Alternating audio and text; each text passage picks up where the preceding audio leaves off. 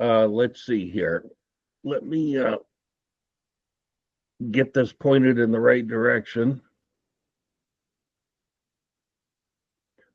Okay, you can still hear me, correct? Yes. Yes. Okay.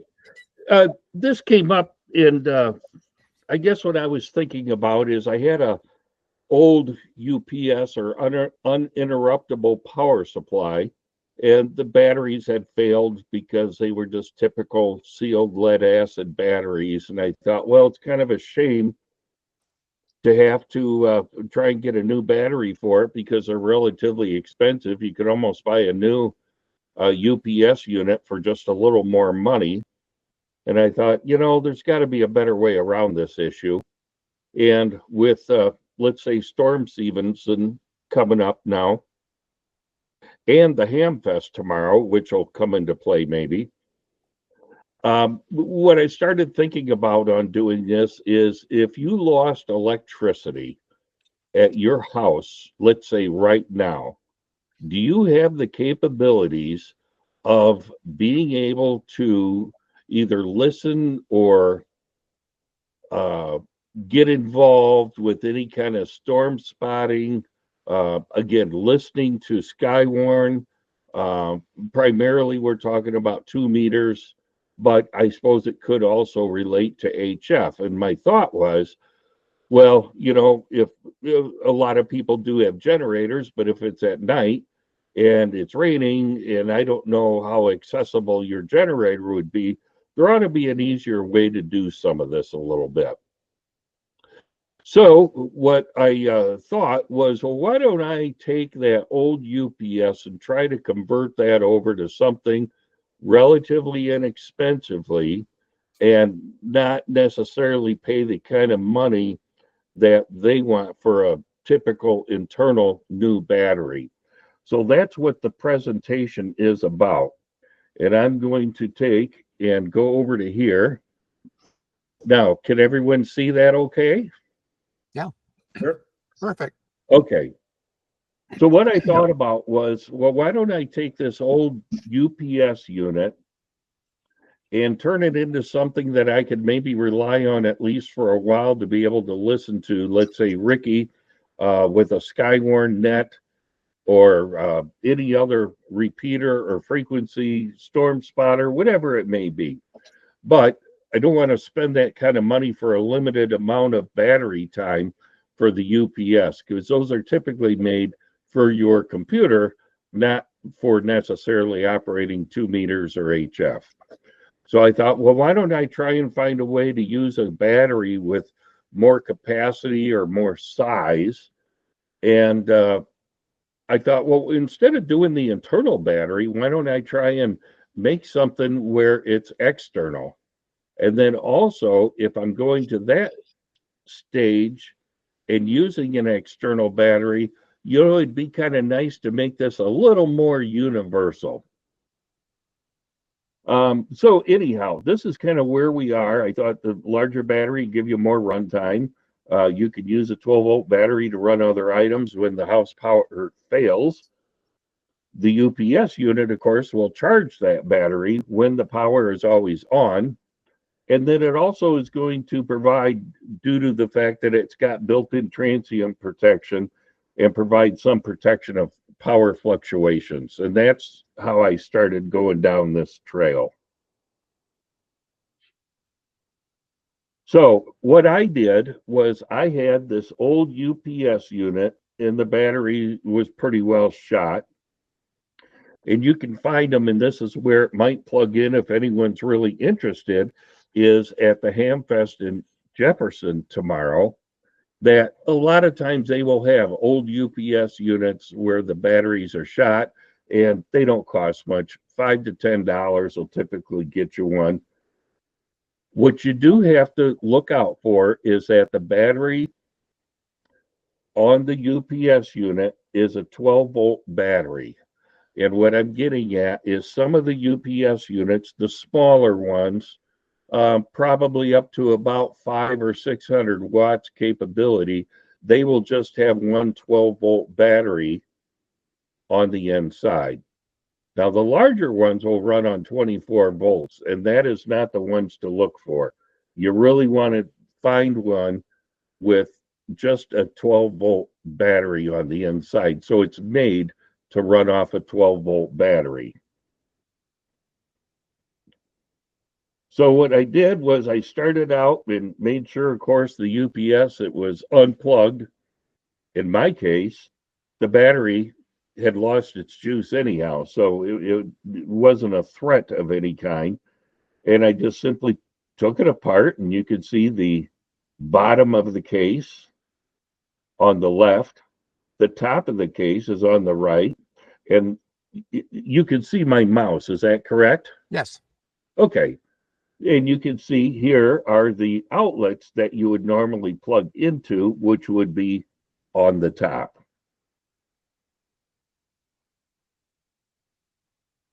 Okay, so the first thing I did was I thought, okay, that's all sounds well and good. Where can I put a connector on either the side or top or bottom or somewhere where I could plug in an external battery to this UPS unit? So I decided, okay, well, I'll find something, and I believe I finally found it on the side. And then also what I thought about was if I'm going to that extent, why don't I take and see about putting some additional terminals on the top of the UPS unit for 12 volts. And then also I thought, you know what, if I'm doing that, sometimes you have items that will plug in, excuse me, using an Anderson power pole. And so I thought, I'll just add that as well. So if you look on the left, you will see this is the square, I'm going to say square rectangular cutout that I use, and that is where your external 12-volt battery is going to plug in to the side. The way I did that was I happened to have a Anderson power pole, but mine here is a 75 amp capability power pole, and it's got a flange to mount it on the side, and that's what I decided to do, was to use that. On the top, this is where I put, and you can see it completed here, but on the top, then you can see I had the terminals put here, and I did 2 sets for 12 volts, and then I took in the Anderson power poles. I know you can buy them from ham radio outlet. They do have a couple where they're actually in a like a flange type of base. So I had to cut the square or rectangle out to put that base with the 2 power poles in. Now I didn't know real well how to actually do that. The round holes weren't too bad with a drill. That was pretty easy to do, but I wasn't real sure how to do this. Well, I decided, okay, let's make a mess of everything. And you can see over here, I've got my little mini torch, and then I've got my box cutter, and I would heat up the blade, and then I would take and I kind of mark this out. And when the blade was hot, then I would start cutting this out. And when the blade got cool, I would take and heat it up again with the torch and then continue on. And that's how I actually ended up cutting it out. You want to do it outside. Otherwise, it's going to get a little smoky in the house. But that's actually how I ended up cutting it out. And I don't know if that was the best way to do it, but it seemed to work fairly clean and easy. So I ended up mounting the terminals, the power poles here. The battery disconnect is going to be on this side here. You can see I also marked what the amp capacity is for the terminals, so you don't get crazy and mount or plug in something that isn't really made for that power pole or the terminals. And this is the completed battery disconnect on the end here. And then I have a mating connector with the leads that went to the battery. Now, wiring on the inside was actually pretty easy to understand.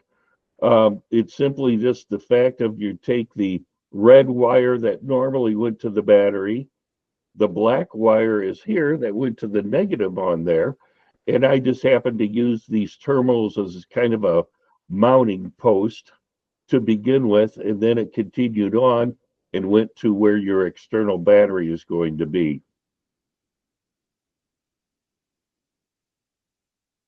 Now, the one thing I didn't think about initially was, hey, wait a minute. And I plugged this in after I was done with everything. And a lot of the UPSs out there, when they switch to battery, and in the days, um, you got this beeper, and the beeper is right here where you see this red arrow. The beeper was on the circuit board here. Well, no one wants to listen to the beeper going all the time that you're on battery power. So I thought, okay, well, the first thing I'm going to do is remove it. And I did remove it, and I thought, well, let's use that maybe for something. So I ended up, and I just took an LED, and then I took a limiting resistor that would be in line, which is right here, to limit the current of that. And at least you do have a light that either is on all the time or it's blinking when it tells you you're on battery power. So I replaced the buzzer with an LED. There's an example of it pretty much completed. And here you can see, and this actually flashes. Now, in some of the newer UPS units, there is an option somewhere if you have a little screen like an LCD screen, you can maybe disable that buzzer from going off. But in the one I had, when it was on battery power, it just beeped all the time and you didn't have a lot of options. So I took and just replaced everything again with the LED. And before you put it together, check and make sure and double check and maybe triple check your soldering and make sure that no positive and negative wires are touching each other, and try to keep it as clean and neat as possible. Now, the last part is checking the battery. The first thing to do is don't plug in the battery and check on the positive and negative terminals on the side where you're going to plug in your external battery, and make sure that you have some charging voltage there. And that can run from anywhere from about 13.6 to 14.1 volts, somewhere in that area.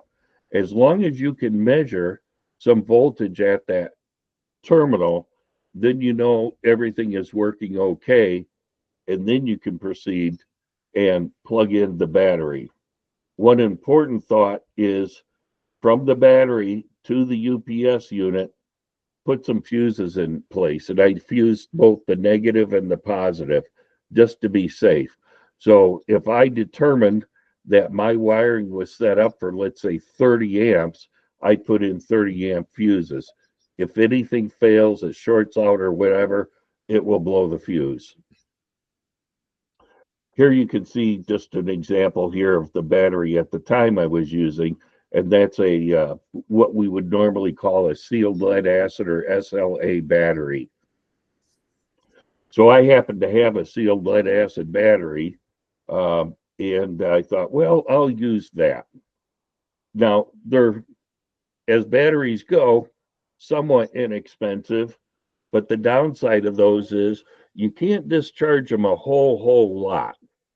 They certainly are going to have more capacity than anything you probably had internal in the UPS backup.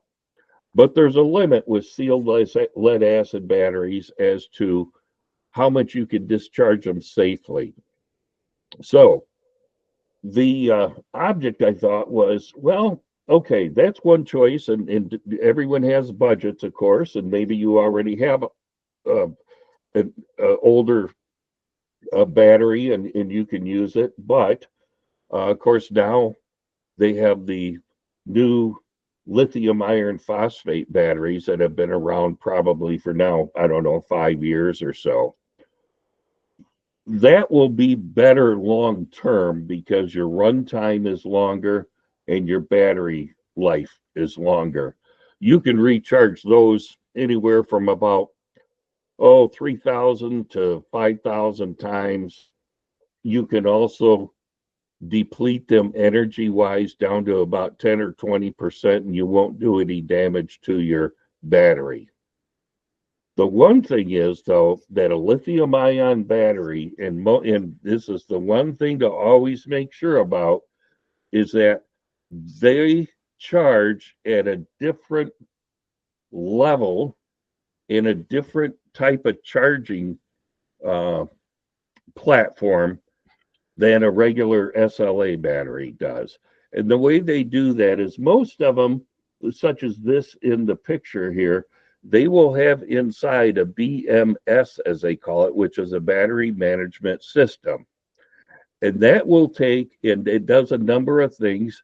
It controls the rate of charge as your voltage goes up, and it also will equalize the cells in the battery.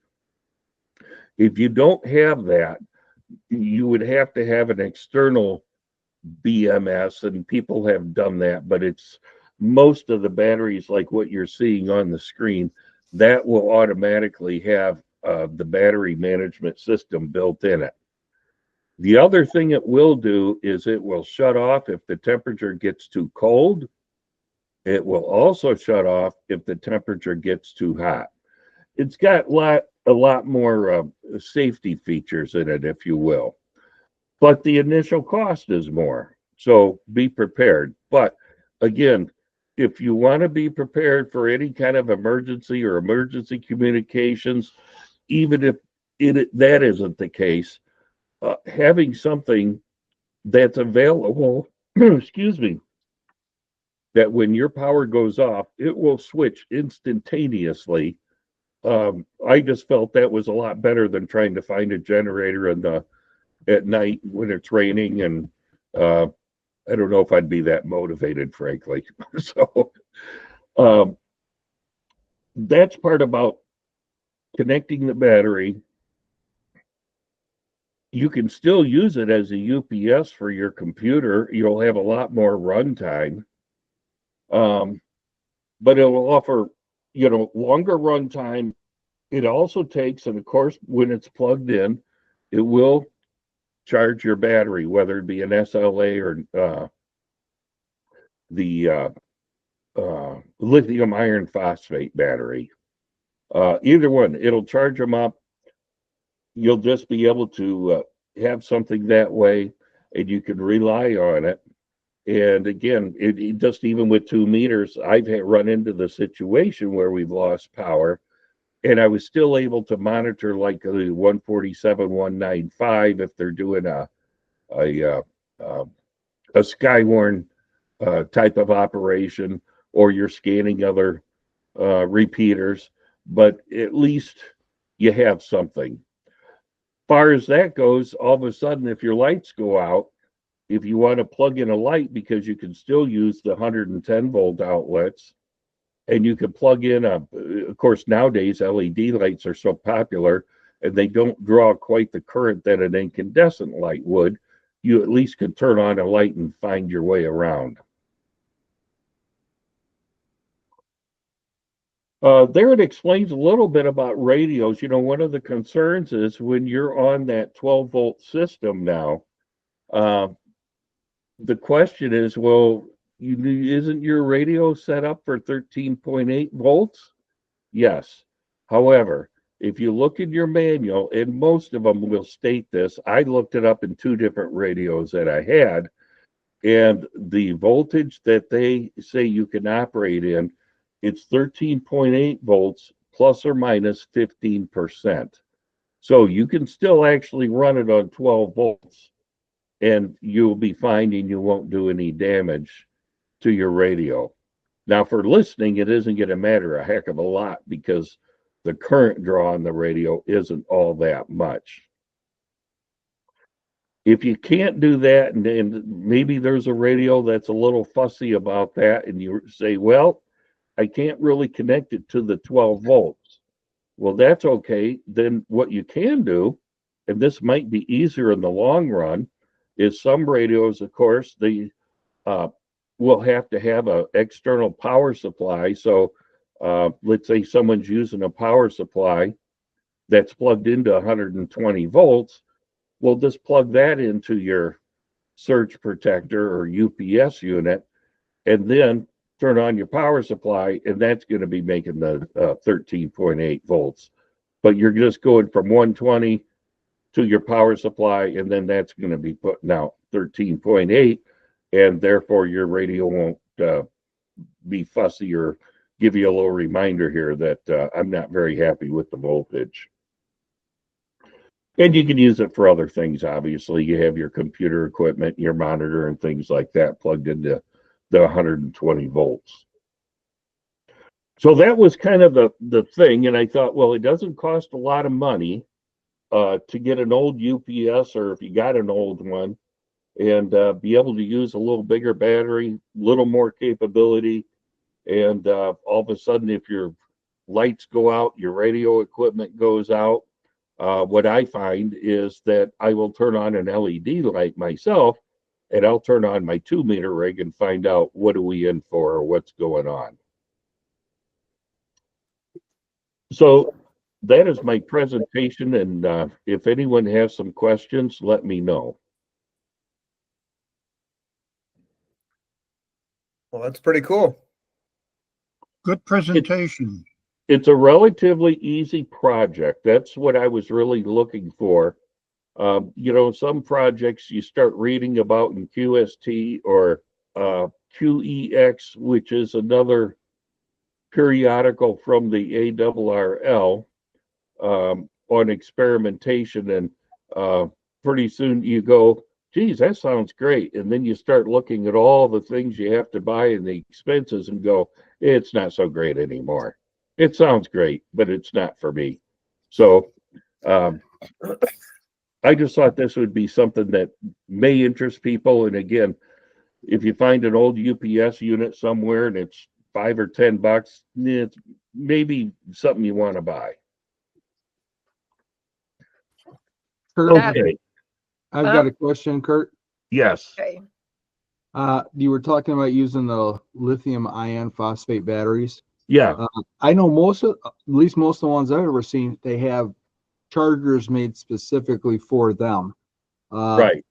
Would this power supply would still charge that lithium iron As phosphate long battery? as it has the BMS built in it, which almost all of them do.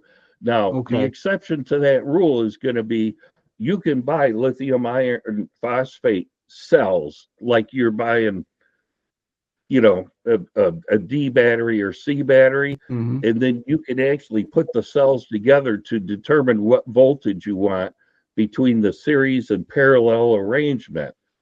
So, you know, if you want a 24-volt pack, you can buy the cells for that. But you don't have the BMS thing. You got to buy that separately.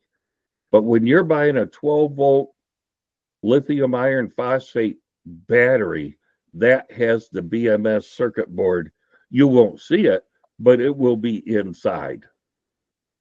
Okay. And that's what gives you the protection. Otherwise, you couldn't do it. Okay, thanks. All right. Rich, did you have a question? Rich, it looked like your hand was up at one time. Did you have a question or? No, that was applause. Okay. Thanks. I do. Got my hand up.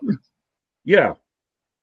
And with the lead acid battery, it's best to leave it outside in a marine case because of the fumes when it's charging also. Well, this is why I said a sealed lead acid battery, not like, let's call it an old type of car battery where you have the electrolyte. I would never use one of those in today's world. Okay, gotcha. Got to be the sealed style. Right, right. I just think it's too much of a risk between the electrolyte and I mean, it could tip over, and you know, you are dealing with acid, so whatever you had on the floor there probably won't be there tomorrow. So I just I more just go with a sealed lead acid type of battery. Right. Because I had something like that at my old KTH, but it was they're outside for that. Yeah. Right. Now, would I guess you use a gel battery, that would work, wouldn't it? Well, as long as it's sealed, in my opinion, that's what I would want. I think everyone has to decide what they're comfortable with that way. Okay. Thanks for pointing that out. Yep. Does anyone else have any questions?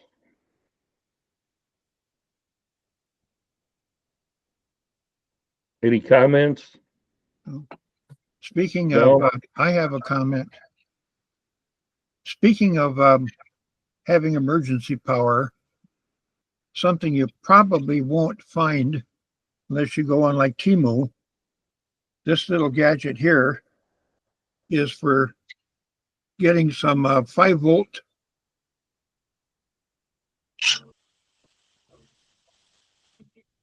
power. If you crank it, it's got a little hand crank generator on the side, or crank on the side, and use it for charging your cell phone when you oops, there's no power, and oops, the phones weren't charged. At least you can you can at least talk while you're cranking, Right. and they're cheap. And they're worth their weight in gold if you have all power off. You know, Lost. Marv, until you get in a situation like that, that's the time that you think and go, geez, I don't have anything to charge my cell phone. But looking at what you have there, if you remember that, then that's the thing to use. Yeah, you have to put it in a place you can get at in the dark, or well, you're supposed to know where your flashlights are at all times. Right. Yeah.